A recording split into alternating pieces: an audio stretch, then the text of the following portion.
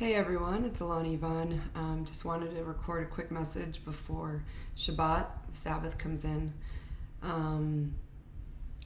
There's a lot going on at this time, I don't need to say. And as I shared in a post earlier this week, I'm changing in ways I don't even know the focus of the work I do, who I serve, how I serve.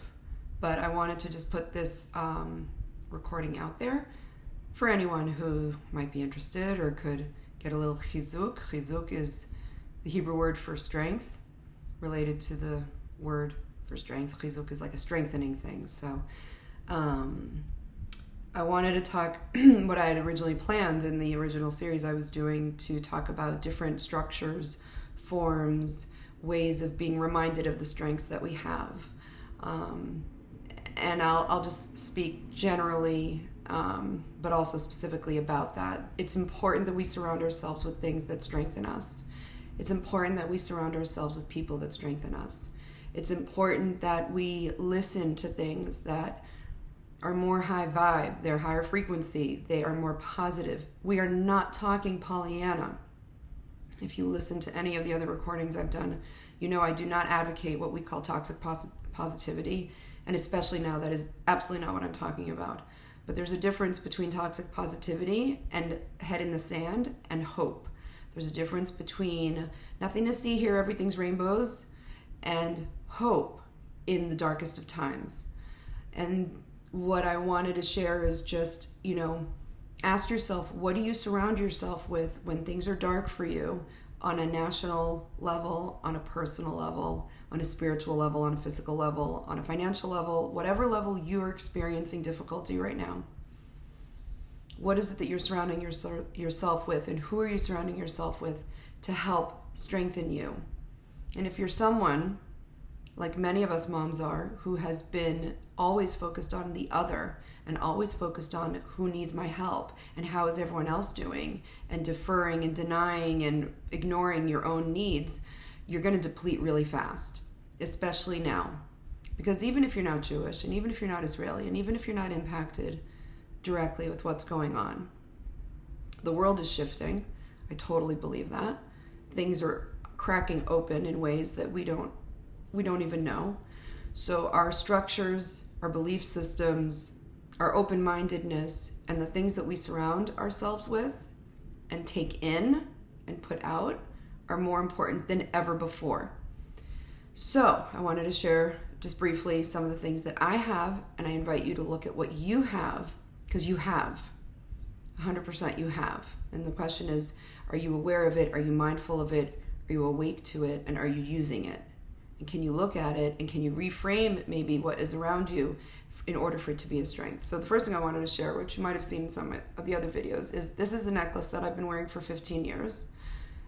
This is a ancient coin from Israel, from the land of Israel. It is around 2,000 years old. It is from the time of the revolt of the Jews against the Roman Empire.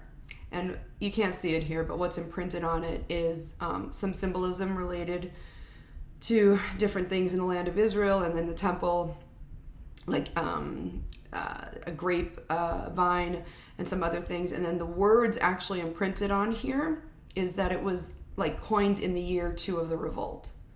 Okay, so if you go do a quick search, like, this is the revolt of the Jews against the Roman Empire.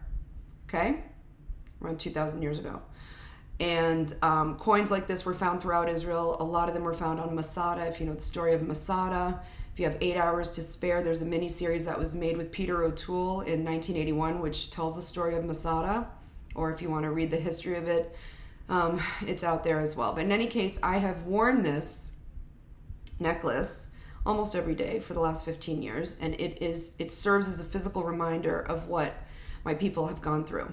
And the fact that we have been around for thousands of years, literally, and that we have been through extremely dark times, unfortunately, for reasons I still can't really wrap my head around, except for to say, we're here for a reason. If you're alive nowadays, in these days, you're here for a reason. And the question is, what do you do with the time you have? Okay, to loosely paraphrase Gandalf. Because I do that. I go to pop culture, and that's from Lord of the Rings.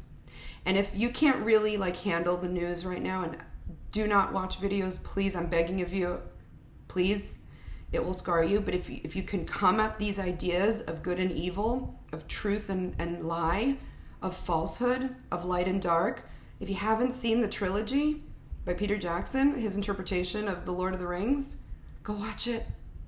Go watch it. Really powerful. That first one came out a couple months after 9/11 happened, which shocked me to my core. I used to work in Building 4 and Tower 1. I was not there at the time. I was living elsewhere at the time, but I lived in those buildings. I worked on the 86th floor, and that was the only shock I think that America has had on our land here in the States. But in any case, that movie, it was just like the timing was nuts. So structure, what movies are you watching? What music are you listening to? What is it filling you with? Is it giving you strength? Okay, so back to the necklace. I've heard from a lot of my Christian friends, and I love you and I thank you, and I know that everyone has opinions about what this war is and what is really going on. If you're a Christian who wears a cross, are you leaning into that for strength? Okay? And if you're a Christian who is like lowercase c Christian, like not really believing, is this a time for you to reevaluate your faith? It's just a question. Everyone has to do what's right for them. Everyone has their own issues with the idea of God, with the idea of spirituality, with the idea of everything. But if you can lean in to your faith, if you can anchor into an idea of faith, if you can be open to the idea, and no one says it's either or. No one says it's yes or, like, it's not a black and white situation. Okay? I don't know if I shared this already, but Israel, okay? That literally means wrestling with God. Yisra is to wrestle, and El is God. So the nation of Israel is wrestling with God, and we do that on a personal level, on an individual level, and on a national communal level. It's intense. So even if you're not in Israel right now, if you know a Jewish family, never mind an Israeli family, it is impacted. So how are you leaning into your belief and your faith, and what structures do you have that you can anchor into? Okay. So the other thing is, I'm not wearing them now, but bracelets. And one of the bracelets I have, and I see this all over because people who follow the Bible, there's a lot of stuff out there. So I have mugs with Bible quotes. I have bracelets with Bible quotes. I have things all over my house. I have chamsas. I have my mezuzot, and I've got things. Mezuzah is the scroll that's on every door, and that is a spiritual protection system for your house. So the other thing is just, what are you surrounding yourself with? What are you listening to? I've told my kids, like, no more violence in the movies for now. Like, we're not going to watch that on movie night. What kind of music are you listening to? Is it jarring? So, death metal, probably not a good choice right now. Okay, there are things that have happened in the real world that, we used to think is just like fantasy or fake or not real, or people don't do that, but lines have been crossed. So what do you have to help you anchor in? Okay, so that's the people, that is, your jewelry, the things around your house, prayers if you pray, beliefs, breathing, meditation, whatever works for you. But it's so important, even if you are not directly related to anyone Jewish or anyone Israeli, anything going on in the world right now, in that area of the world, just the energy is quite bananas. So anything you can do to regulate yourself, please do it, and wishing you all the best.